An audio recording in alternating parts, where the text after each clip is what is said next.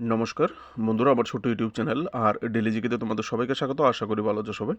বন্ধুরা, যারা আগামী দিনে হাইকোর্টের এক্সামের প্রিপারেশন করছো, তোমাদের জন্য আরও একটা ইম্পর্ট্যান্ট ভিডিও, প্রাচীন ভারতের ইতিহাস থেকে পার্ট 4।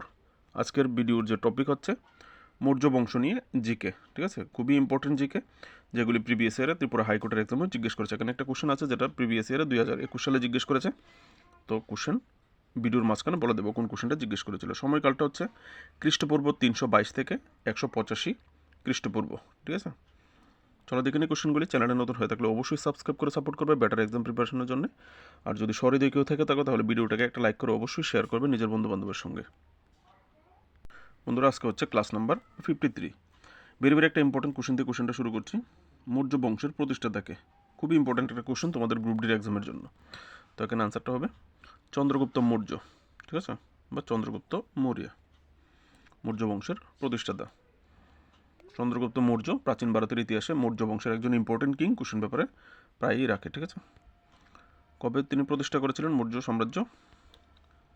খ্রিস্টপূর্ব 321 বা 322ও দিতে পারে অপশানে। ঠিক আছে, 321-22 দিকে তিনি এই মৌর্য সাম্রাজ্য প্রতিষ্ঠা করেছিলেন। কোন বংশকে উৎখাত করে? নন্দ বংশকে। মৌর্য বংশের আগে কোন বংশ ছিল? নন্দ বংশ। নন্দ বংশকে শেষ করে মৌর্য বংশের প্রতিষ্ঠা হয়েছিল। ঠিক আছে, নেক্সট কোশ্চেন।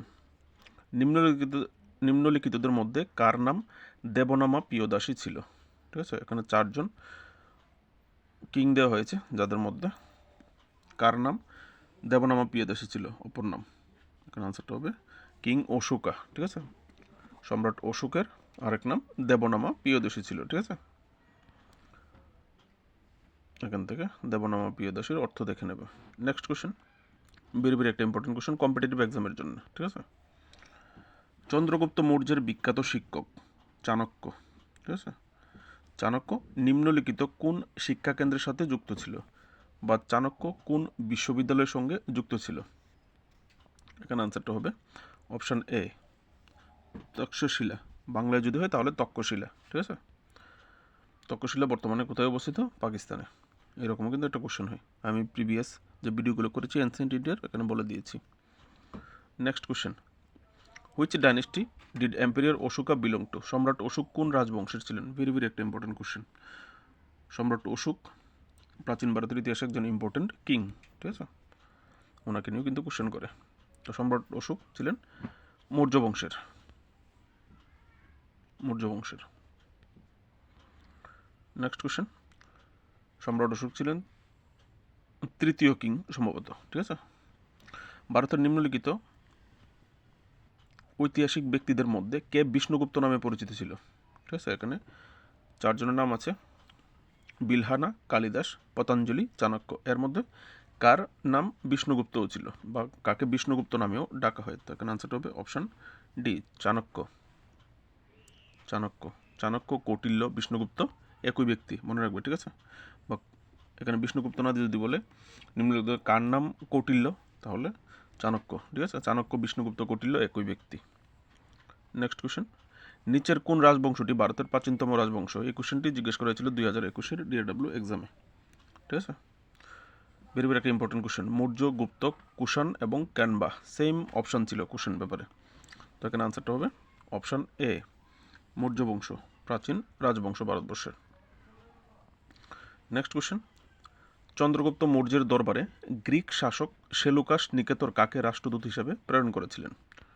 সেলুকাস নামেই আমরা বেশি জানি, নিকেতর টাইটেলটা কমই জানি। ঠিক আছে, তো সেলুকাস কে ছিল? একজন গ্রিক শাসক। তিনি একজন দূত প্রেরণ করেছিলেন কার দরবারে? চন্দ্রগুপ্ত মৌর্যের দরবারে। ঠিক আছে,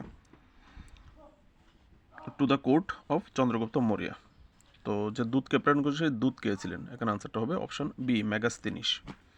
আরেকটা ইম্পর্টেন্ট কোশ্চেন, মেগাস্তিনিস গুপ্ত যুগের ইতিহাসে একজন ইম্পর্টেন্ট পার্সোনালিটি। তিনি একজন দূত ছিলেন, তিনি অনেক লেখাজোখাও করেছেন মৌর্য বংশ নিয়ে। ঠিক আছে, মেগাস্তিনিস। নেক্সট কোশ্চেন, নিচের কোন বইটি মেগাস্তিনিস লিখেছিলেন? তিনি একটা ফেমাস বই লিখেছিলেন, তো মেগাস্তিনিস কোন বইটা লিখেছিলেন? এখানে আনসারটা হবে অপশন ডি, ইন্ডিকা। মেগাস্তিনিস যে বইটা লিখেছিলেন ইন্ডিকা। ইন্ডিকাতে কী লেখা ছিল? বইটি মৌর্য প্রশাসন, সামাজিক শ্রেণী, অর্থনৈতিক কার্যকলাপ, পাটলিপুত্রের মতো শহর এবং ভারতীয় সমাজের বিভিন্ন দিক নিয়ে লেখা হয়েছিল এই ইন্ডিকাতে। ঠিক আছে, ইন্ডিকা পাওয়া যায় না পরবর্তীতে অরিজিনাল বুক এখন পাওয়া যায় না, পরবর্তীতে যারা ইতিহাসবিদরা লিখেছেন খণ্ড পাওয়া যায়। Next question, who is the author of the book Arthashastra? আরেকটা ইম্পর্টেন্ট বুক, মৌর্য বংশের সময় অর্থশাস্ত্র বইটির লেখক কে? তখন আনসারটা হবে কৌটিল্য বা চাণক্য বা বিষ্ণুগুপ্ত, অপশানে যা দেয়, এক ব্যক্তি তিন নাম, ঠিক আছে? তো কৌটিল্যের অর্থশাস্ত্র যে বইটা স্পেসিফিক্যালি রাজনীতি, অর্থনীতি, আইন এবং যুদ্ধকে অন্তর্ভুক্ত করে। এটা একটা টোটালি পলিটিক্যাল বুক ছিল, ঠিক আছে? অর্থশাস্ত্র যে বইটা ছিল, নাম অর্থশাস্ত্র, কিন্তু অর্থ নিয়ে বিশেষ কিছু বলা হয়নি।